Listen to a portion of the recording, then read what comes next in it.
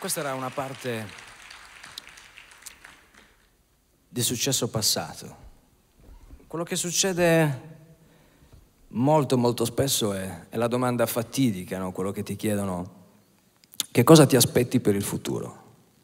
Tu che cosa ti aspetti per il futuro? Io preferirei che ce lo dicessi tu. Chissà, chissà, domani su che cosa metteremo le mani,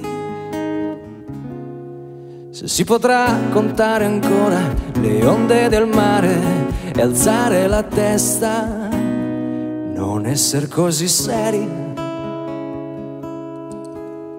rimani. I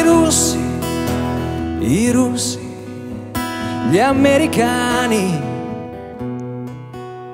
no lacrime, non fermarti fino a domani. Sarà stato forse un tuono, non mi meraviglia, è una notte di fuoco. Dove sono le tue mani? Aspettiamo che ritorni la luce, di sentire una voce.